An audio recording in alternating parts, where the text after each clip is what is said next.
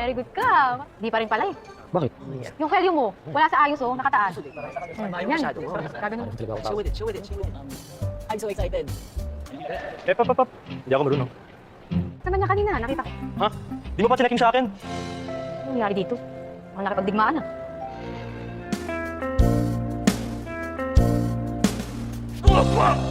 Ano? Suot mo na rin yung ID, di ko masuot eh. Ayan. O ano? You are blushing. King ina naman, hindi no? Can you stop cursing? Gusto ko magmura kaya magmumura ako. Big mo? You want me to clean it for you? Bakit? Ikaw, malinis-linis sa'yo, hindi ka ba nagmumura? Padan yung bibig ko. Ano ibig mo sabihin? Bakit parang you're blushing even more? Hindi no? Ingat kaya? Ah!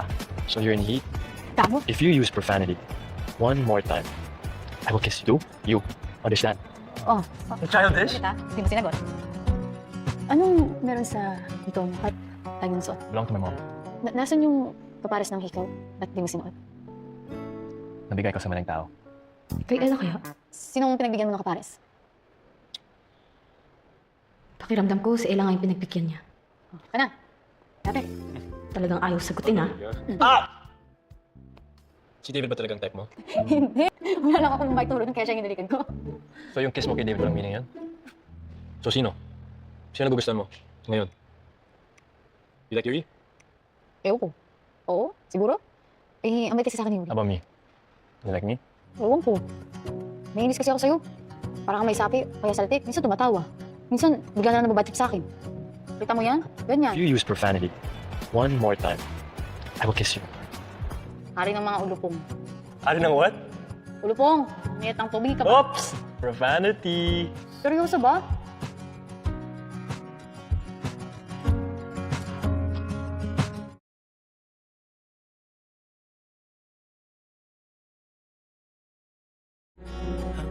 Seryoso. Ano ba kasing gumugulo dyan sa isip mo? Sabihin mo sa akin. Ano na lang naglalaro sa utak ko? Wala ka pa rin talagang tiwala sa akin ngayon, no? Hindi naman sa wala. Hindi lang nagkaroon. Tatampo ka ba? Tingin nga kung paano magtampo ang isang Yuri Hanamichi. Eh, hindi naman ako nagtatampo. Nawatal ka nga eh. Ang cute-cute mo dyan sa part na yan. Tampuin ka pala? Anong ginagawa mo, Jay? Eh, tampuin. Gusto kong pag-isipan mo kung ano man nararamdaman mo para kay Kiko. Bakit sinasabi mo bigla yan? For you.